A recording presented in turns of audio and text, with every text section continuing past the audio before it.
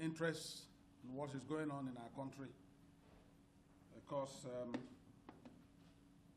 the media had fought the battle before, and the entire country is also watching what the media role will be at this critical time in the history of our country. And so I want to plead with the media, whether presently here or outside this conference hall, to now take personal interest in the affairs of the country. They fought for this democracy. The media was partners with the Democrats. They must be partner. If not, we may not have the country where all of us will live in. Ladies and gentlemen, my text of address today is that Buhari declares state of emergency on security, Nigeria collapsing under your watch. Gentlemen of the press, you recall that I addressed you here in April on the worsening security situation in their country. Then female international aid worker was killed in Kaduna State amidst the endless bloodletting across the country. Between April and now, the security situation in the country has gone from bad to worse, forcing concerned patriotic leaders to voice out alarmingly to President Muhammadu Buhari that the nation is collapsing under his watch. Former President Olusegun Obasanjo, in a timely tirade to the President on Monday, raised all the issue and properly situated the security position in the country.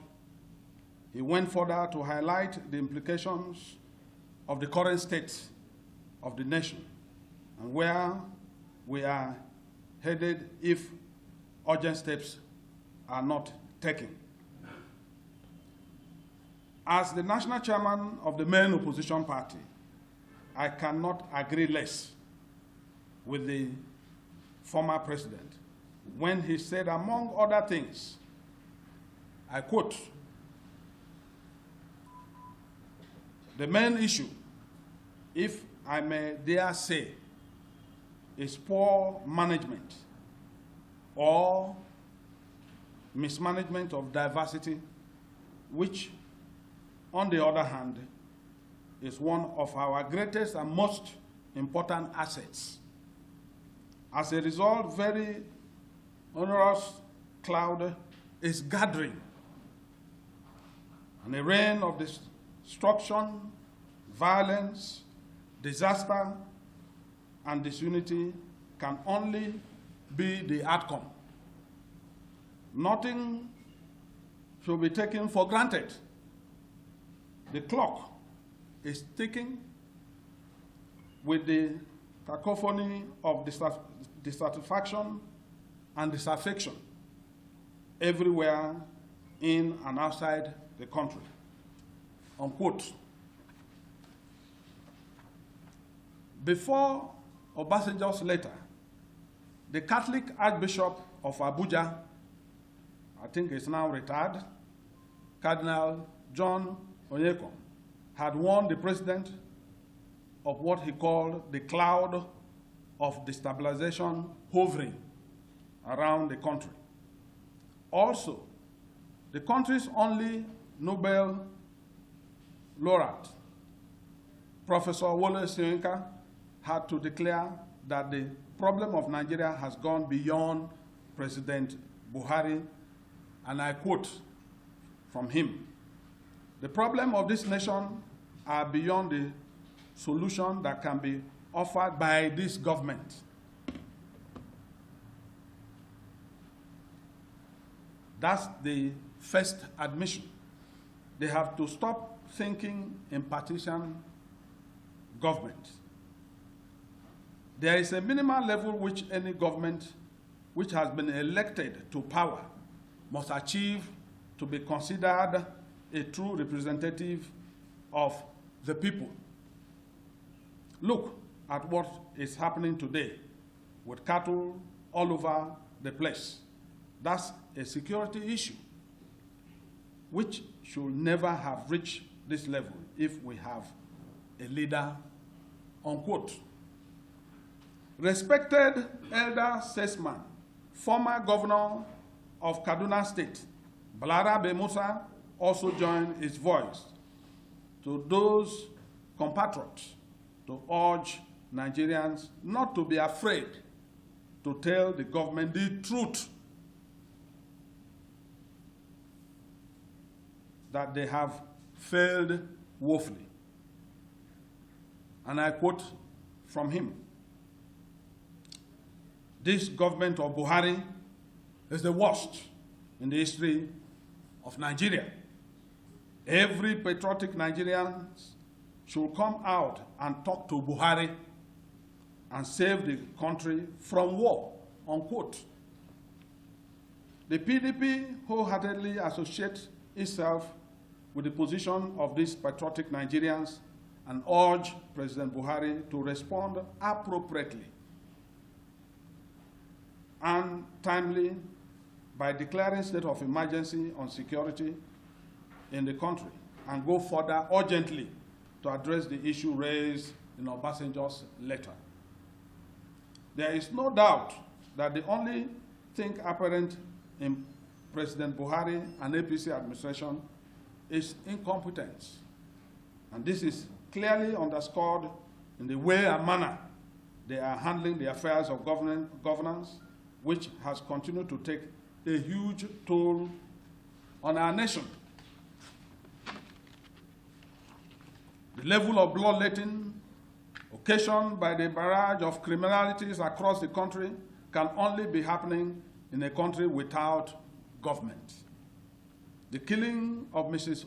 Funke Olakurin, daughter of Pa Ruben Fashoranti, leader of the Yoruba Social Cultural Organization, Afenefere, is the high point of murdering of innocent Nigerians across the land.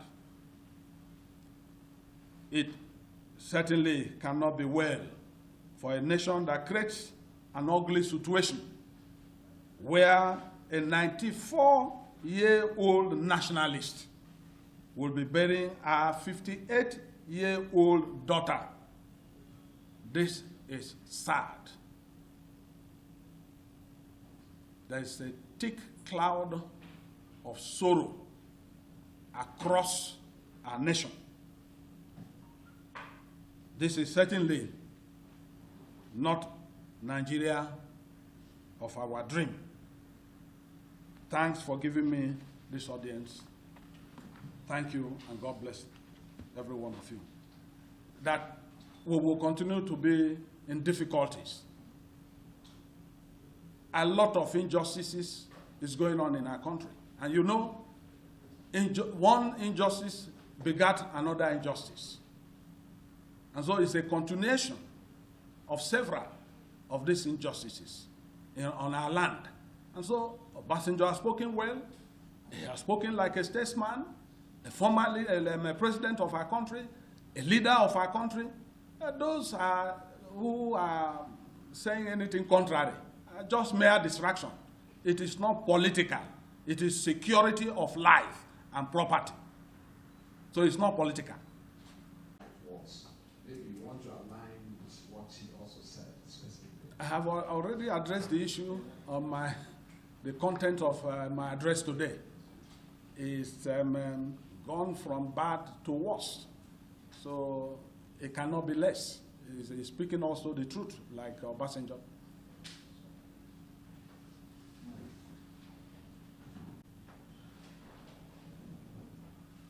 My reaction is very simple. We should not underplay the situation that is going on in our country, and we should not trivialize it. And that's the answer I will give, because killing and bloodletting is happening everywhere across the country, and people have seen it. So we should not trivialize it. Yes? Mr. Chairman, my name is Lee. I'm the CEO of the Nigerian Tribune. In the course of your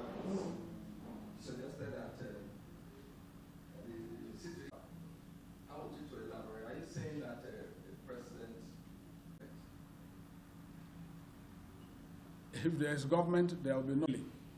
In other words, the government itself has collapsed. And if it's a foreign land, the president should resign. But unfortunately, we're in Africa, where people will fail and they will continue to be in office. Yes? Chairman, my name is Friday. I'm a reporter with Chance TV. Sir, are you calling for exactly? I believe that far more than that, you know what is going on in the country. When we say state of emergency on security, it means that the president himself should move with his service chiefs. They should move to the street and the scenes of where these things are happening, and probably draw up a new security architecture, because the one he's currently operating has failed. That's a state of emergency. The president cannot sit in a comfortable office in the villa anymore, where innocent Nigerians are being killed. Gentlemen, the last question.